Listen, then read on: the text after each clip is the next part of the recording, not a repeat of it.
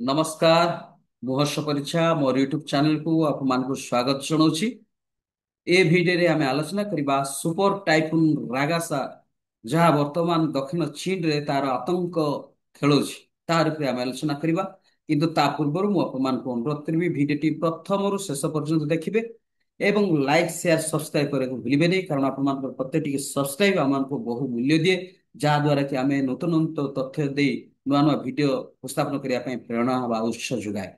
तेबे आसंतु गत मंगलवार दिन उत्तर फिलिपाइन्स दे गति करबा परे एई जो सुपर टाइफून जो साइक्लोन बा झड़ रागासा दक्षिण चीन आड़ को मुहाई गतकालीर सूचना गतकाली जहाँ थिला सेटा वर्तमान फिलिपाइन्स को बाधा थिला से फिलिपाइन्स को अतिक्रम करी दक्षिण चीन को मुहाई ए पर्यंत जहाँ सब क्षयक्षति करछि तार जदि आमे संक्षिप्त विवरणी उपरे आलोचना करिबा ताहले फिलिपाइन्स रे वर्तमान सोमवार दिन रागासा यार दूर दूरांत उत्तर द्वीपपुंज गुड़ी को भांगी चुरमार कर देछि एवं शहर शहर गुड़ी को बन्या रे प्लावित करछि बा प्लावन कर देछि। एपर फिलिपाइन्स रो अति कम रे जड़े व्यक्ति मृत्युवरण करिसंति।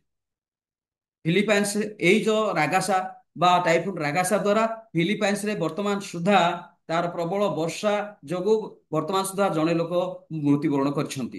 तापर जिबा तार नेक्स्ट पड़ोसी देश है आपनकर ताइवान। रागासारु प्रबल वर्षा हेबा फल रे पूर्व ताइवान रे एक ह्रद मध्य फाटी जाइछि। जो ह्रद थिला से ह्रद मध्य फाटी जाइछि एवं सेटा बन्या आकार रे चारिआडे विस्तृत हो जाइछि एवं जो कि अति कम 14 जन लोक मृत्युवरण कर देखा गले वर्तमान सुधा जो बन्या जल बा टाइफून जोटा कि आपंकर सुपर टाइफून रागासा आसुची जारी फल से फिलिपाइन्स देकी गति करी ताइवान आड़क आसला एवं ताइवान आड़क जो आसला ताइवान रो गोटे बड़ ह्रद फाटीगला जारी फल समस्ते बन्या प्रभावित हो गले एवं से अति कम 14 जन मृत्युवरण कर वर्तमान सुधा से जगार आम जहाँ रिपोर्ट अच्छी वर्तमान आज बुधवार ताजा रिपोर्ट अच्छी 120 जन वर्तमान सुधा निखोज अच्छा से सन्धान मिलूना एवं तारी पड़ोसी राज्य कथा देश कथा चिंता करवा हंगकंग हंगकंग झड़ आशंकार सहर अंतर्जातीय विमान बंदर स्कूल कॉलेज समस्त किसी बंद कर देछि एवं जो सब हंगकंग ऑब्जर्वर माने अच्छी से सतर्क घंटी बजेगी से सतर्क जारी कर समस्त लोक मान घर भितर ही रही जहाँ जदि किसी अभाव असुविधा हम आम मोबाइल फोन जरिया समस्त को माइक जरिया समस्त को आम जनइबू तार क्षय विपद आपद कौन हो तेणुक कौन लोक पदा को बाहर ए कथा कहुई हंगकंग रे। तो बर्तमान देखा चीन कथा चिंता करवा चीन रो विशेषकर प्रभावित सेटा लैंडिंग करिवो बा टच कर पृथ्वी पृष्ठ को टच करिवो कोठी जो रागासा टाइफून रागासा ना दक्षिण ग्वांगडोंग प्रदेश रे सेटा टच स्थल भाग को स्पर्श करिवो सेतिपई ग्वांगडोंग रो प्रदेश रु प्राय 10 लाख लोकों को स्थानांतरित कराई निरापद जगार से मानकु रखा जाइछि और आकाश स्थल भाग छुईबार आशंका थिबा जोगु एई जो ग्वांगडोंग अंचल प्रदेश राज्यर समस्त जनसाधारण को विशेषकर 10 लाख जो माने कि तलिया अंचल अच्छा से निरापद अंचल को नहीं रखाई स्थानांतरित कराई। तेबे दक्षिण चीन सहर जोटा अच्छी आपंकर झुहाई सेनजेहेन एवं ग्वांगझू समस्त ग्वांगडोंग प्रदेश अवस्थित यही समस्त अंचल मध्याह्न सुधा समस्त जल प्रवेश जो बाट अच्छी समस्त व्यवस्था को से सुचारू रूपे परिचालना कर बाट आगुलुंट एवं आउ कौन कर जुहाई रे पुलिस जो मेगाफोन धरी रास्तार पेट्रोलिंग कर पेट्रोलिंग कर लोक मान घरे रही ही से कहते जदिओ प्रचंड पवन एवं वर्षा फल आम जहाँ कहूँ से शुणी पारे तेणुक आपने घर भितर ही रहा पड़ो यही कथाटी जो पेट्रोलिंग पुलिस से स्पष्ट कर जन यारी परिप्रेक्षी में आम जहाँ जानूँ यहाँ गोटे प्रचंड भयंकर झड़ बात्यार परिणत होगा जाऊँगी आज उपरोली सुधा बुधवार आज उपरोली सुधा यहाँ स्थल भाग को स्पर्श कर परिप्रेक्षी में दक्षिण चीन बासिंदा एवं अधिकारी मैंने सांप्रतिक ये वर्ष को वर्ष यही अंचल सबुठ शक्तिशाली जो साइक्लोन गुड़ाक आघात कर वर्ष आज दिन में यहाँ आघात कर टाइफून रागासा पूरा शक्ति पूरा संपूर्ण शक्ति खटाऊँगी चारिआडू से शक्ति गुटेकी पूरा यही स्थल भाग स्पर्श करने से चेष्टा करेणु चारिस्तरीय सतर्कता अवलंबन कर चीन अर्थात जल स्थल एवं आकाश मार्ग ଏବଂ ସମସ୍ତ କ୍ଷେତ୍ରରେ ଯେମିତି କୌଣସି ଅଭାବ ସୁବିଧା ନବ ଯୁଦ୍ଧକାଳୀନ ଭିତରେ ୱାର ଫୁଟିଂ ବେସିସରେ ସେମାନେ ସମସ୍ତ ଲୋକମାନଙ୍କୁ ସୈନ୍ୟ ଦଳକୁ ବା ଆପଣଙ୍କର ଏନଡିଆରଏଫ ବା ସମସ୍ତଙ୍କୁ ସେମାନେ ସତର୍କତା ଅବଲମ୍ବନ କରି ସମସ୍ତଙ୍କୁ ସଜାଗ କରି ରଖିଛନ୍ତି। ଏହି ପରିପ୍ରେକ୍ଷୀରେ ଜାତୀୟ ପାଣିପାଗ କେନ୍ଦ୍ର କହିଛି ଯେ ଟାଇଫୁନ 200 କିଲୋମିଟର ଘଣ୍ଟା ପ୍ରତି ବେଗରେ ବହିବ। ପବନ 200 କିଲୋମିଟର ଘଣ୍ଟା ପ୍ରତି 200 କିଲୋମିଟର ବେଗରେ ପବନ ପ୍ରବାହିତ ହେବ ବା ବହିବ। ଏବଂ ପବନରେ ଯୋଉ ବର୍ଷା ହବ ସେଟା ହଉଛି 25 ସେଣ୍ଟିମିଟରରୁ 45 ସେଣ୍ଟିମିଟର ଅର୍ଥାତ 9 ରୁ 17 ଇଞ୍ଚ ମଧ୍ୟରେ ବର୍ଷା ଏତେ ପ୍ରବଳ ଘଞ୍ଚ ଭାବରେ ହବ। ଏବଂ 7 ମିଟରରୁ 23 ଫୁଟ ପର୍ଯ୍ୟନ୍ତ ଉଚ୍ଚତା ତରଙ୍ଗ ବିଶିଷ୍ଟ ସମୁଦ୍ରରୁ ଆସିବ। 7 ରୁ ଆପଣଙ୍କର 7 ମିଟର ଅର୍ଥାତ ଆପଣ କହିବାକୁ ଗଲେ 23 ଫୁଟ। 23 ଫୁଟ ଅର୍ଥାତ ପାଖାପାଖି 3 ମଣିଷ।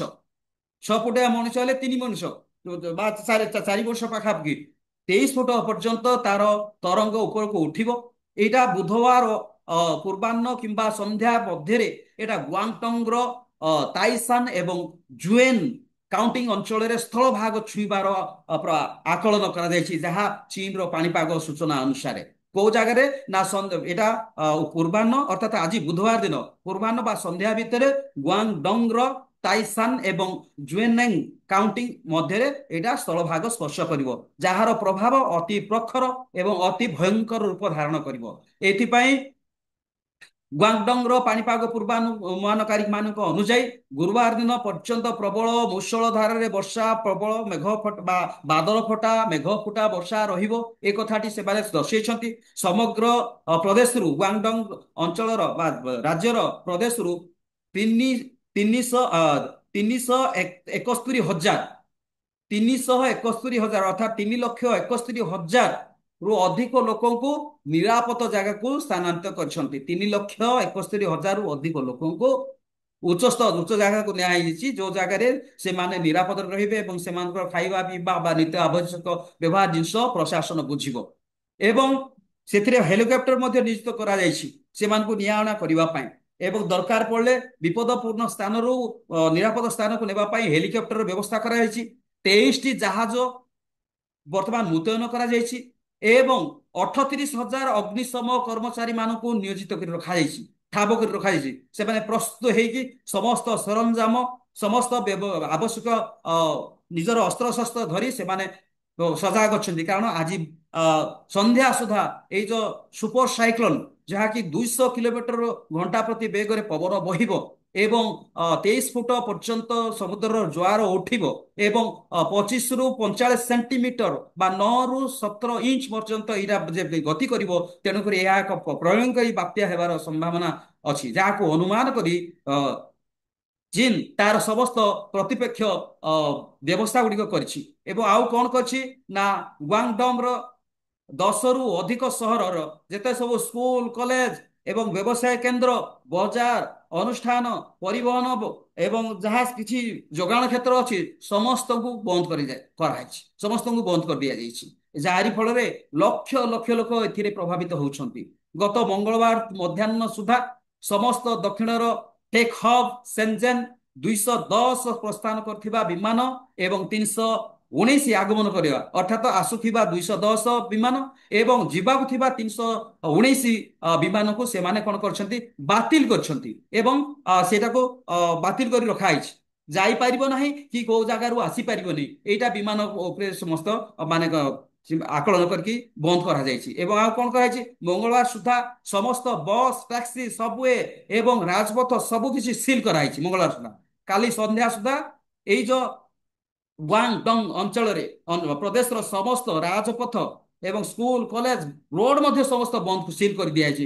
ସମସ୍ତେ କେବଳ ଘର ଭିତରେ ରହିବେ ଏବଂ ସେଥିପାଇଁ ପୋଲିସ ପାଟ୍ରୋଲିଂ କରୁଛନ୍ତି ଏବଂ ମୋବାଇଲ ଫୋନ ଯୋଉଟା ଧରିଛନ୍ତି ସେମାନଙ୍କର ସେ ମୋବାଇଲ ଫୋନ ଜରିଆରେ ସେମାନେ ଯଦି ଉଚ୍ଚ ସ୍ତରରେ ସମସ୍ତଙ୍କୁ ଜଣେଇବେ ଏ ବ୍ୟବସ୍ଥାଟି ସେମାନେ କରିଛନ୍ତି।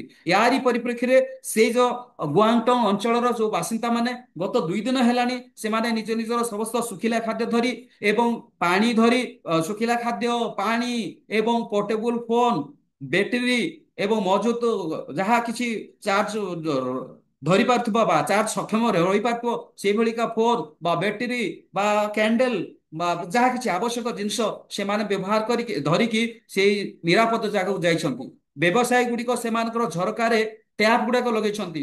ବ୍ୟବସାୟ ଗୁଡାକ ଯୋଉ ବ୍ୟବସାୟ କେନ୍ଦ୍ର ଗୁଡାକ ଅଛି ସେଥିରେ ସେମାନେ କଣ କରିଛନ୍ତି ନା ଟ୍ୟାପ ଗୁଡାକ ଲଗେଇଛନ୍ତି, ଯାହାରି ଫଳରେ ସେ ଟ୍ୟାପ ରେ ପାଣି ଯାହା ଆସିବ ସେ ଟ୍ୟାପ ରେ ତଳକୁ ଖସି ପଳେଇଯିବ। ଏବଂ ଆଉ କଣ କରିଛନ୍ତି, ଅଳିଆ ଡବା ଏବଂ ବାହାରେ ଚେୟାର ବାନ୍ଧି ଦେଇଛନ୍ତି, ଅଳିଆ ଡବା ଏବଂ ବାହାରେ ଚେୟାର ବାନ୍ଧି ଦେଇଛନ୍ତି, ଯାହାରି ଫଳରେ ଯାହା ସବୁ ଆସିବ ସବୁ ସେ ଦେଇକି ଗତି କରିବ। ଏବଂ ସରକାର ଯେ ସେ ପାଣି ଗୁଡିକ ସହର ଭିତରକୁ ପ୍ରବେଶ ନ କରିବ ସେଥିପାଇଁ ଯାହା ସବୁ ଗଛ ଗୁଡିକ ଅଛି ସେ ଗଛ ଗୁଡିକ କାଟି ପକେଇଛନ୍ତି। ଏବଂ ରାସ୍ତା ଗୁଡିକୁ ସୁରକ୍ଷା ଦେବା ପାଇଁ, ରାସ୍ତାର ସୁରକ୍ଷା କରିବା ପାଇଁ ଯୋଉ ସବୁ ତାଙ୍କର ଯୋଉ ପୋଲିସ ପ୍ରଶାସନ ଅଛନ୍ତି, ଯୋଉ ଉଦ୍ଧାରକାରୀ ଦଳ ଅଛନ୍ତି ସେଥିପ୍ରତି ସଜାଗ ରହିଛନ୍ତି। ଏବଂ ଭୂତଳ ରାସ୍ତା ତିଆରି କରିଛନ୍ତି, ଯୋଉ ଭୂତଳ ରାସ୍ତା ଯେମିତି କୌଣସି ପ୍ରକାର ମାନେ ଭୂସ୍ଖଳନ ଦ୍ୱାରା କୌଣସି କ୍ଷୟକ୍ଷତି ନ ହବ ଭୂତଳ ରାସ୍ତା ମଧ୍ୟ ତିଆରି କରିଛନ୍ତି। ଏବଂ ନିର୍ମାଣ ସ୍ଥାନ, ପାର୍ବତ୍ୟ ଅଞ୍ଚଳ ସବୁ କିଛି ଯାଞ୍ଚ କରିଛନ୍ତି। ଯୋଉଟା ଆପଣଙ୍କର ତଳେ ଅଛି ଭୂତଳ ରାସ୍ତା ଅର୍ଥାତ ଆପଣଙ୍କର ଅଣ୍ଡରଗ୍ରାଉଣ୍ଡ ରାସ୍ତା ଅଛି ତାକୁ ମଧ୍ୟ ଯାଞ୍ଚ କରିଛନ୍ତି। ଏବଂ ପାର୍ବତ୍ୟ ଅଞ୍ଚଳକୁ ଯିବା ପାଇଁ ଯୋଉ ରାସ୍ତା ନିର୍ମାଣ କରାଯାଇଛି ତାକୁ ମଧ୍ୟ ଯାଞ୍ଚ କରିଛନ୍ତି। ଏବଂ ଯାହାରି ଫଳରେ କୌଣସି ଏଇ ପ୍ରକାର ବିପଦ ଆସିଲେ ମଧ୍ୟ, ଯାହା କିଛି ବିପଦ ଆସିଲେ ମଧ୍ୟ ସେମାନେ ସେ ବିପଦକୁ ଟାଳିବା ପାଇଁ ଏ ସମସ୍ତ ପଦକ୍ଷେପ ଆଗରୁ ନେଇଛନ୍ତି। ଏବଂ ଆକଳନ ଯାହା କରାଯାଉଛି ଚୀନର ଯୋଉ ପାଣିପାଗ ସୂଚନା କେନ୍ଦ୍ର ଅନୁସାରେ ଯେ ଆଜି ଅପରାହ୍ନ ଉପରଓଳି ବା ସନ୍ଧ୍ୟା ଭିତରେ ଏଇଟା ଆପଣଙ୍କର ସ୍ଥଳଭାଗକୁ ସ୍ପର୍ଶ କରିବ। ଆଉ ଯେତେବେଳେ ସ୍ଥଳଭାଗକୁ ସ୍ପର୍ଶ କରିବ ସେଇ ସମୟରେ ପବନର ବେଗ ରହିବ 200 କିଲୋମିଟର। ତ ଅନୁମାନ କରିପାରୁଥିବେ 200 କିଲୋମିଟରରେ ଯଦି ଆପଣଙ୍କର ପବନ ବହିବ ତାହେଲେ ଘର ଦ୍ୱାର କିମ୍ବା କୌଣସି ଗଛ ପତ୍ର କିଛି ରହିବ ସବୁ କିଛି ଭଙ୍ଗା ମାନେ କଣ ଚୁମାର ହେଇଯିବ, ସବୁ କିଛି ଧୂଳିସାତ ହେଇଯିବ।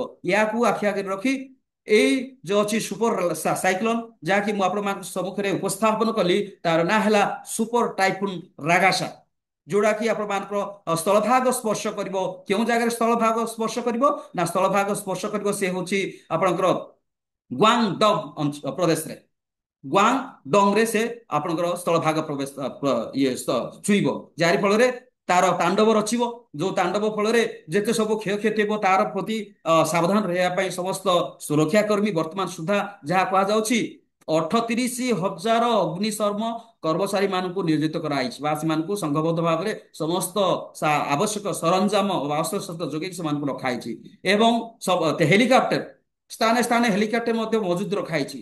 ଏବଂ ଜଳ ଜଳ ସ୍ଥଳ ଜଳ ଭାଗରେ କଣ କରାହେଇଛି ନା 23ଟି ଜାହାଜକୁ ମୁତୟନ କରାହେଇଛି ଲୋକମାନଙ୍କୁ ନିଆଣ କରିବା, ବିପଦ ଅଞ୍ଚଳରୁ ସୁରକ୍ଷିତ ଅଞ୍ଚଳକୁ ନିଆଣ କରିବା ପାଇଁ। ଏହିପରି ଭାବରେ ଚୀନ ତାର ଏଇ ଯୋଉ ସୁପର ସାଇକ୍ଲୋନକୁ ବା ରାଗାସାକୁ ପ୍ରତିହତ କରିବା ପାଇଁ ବା ତାକୁ ଟାକେଲ କରିବା ପାଇଁ, ତାର ସମସ୍ତ ବିପଦକୁ ଏଡେଇବା ପାଇଁ ଏ ସମସ୍ତ ବ୍ୟବସ୍ଥା ଚୀନ ନିଜ ତରଫରୁ ଆପଣେଇଛି। ଏବଂ ଆଶା କରାଯାଉଛି ବା ଯାହା ନିର୍ଦ୍ଧାରଣ କରାଯାଇଛି, ଅନୁମାନ କରାଯାଇଛି ଆଜି ଅପରାହ୍ନ ବା ସନ୍ଧ୍ୟା ସୁଦ୍ଧା ସେଇଟା ଗୁଆଙ୍ଗଡଙ୍ଗ ଅଞ୍ଚଳରେ ଏଇ ରାଗାସାଟି ମାନେ ସ୍ଥଳଭାଗକୁ ସ୍ପର୍ଶ କରିବ।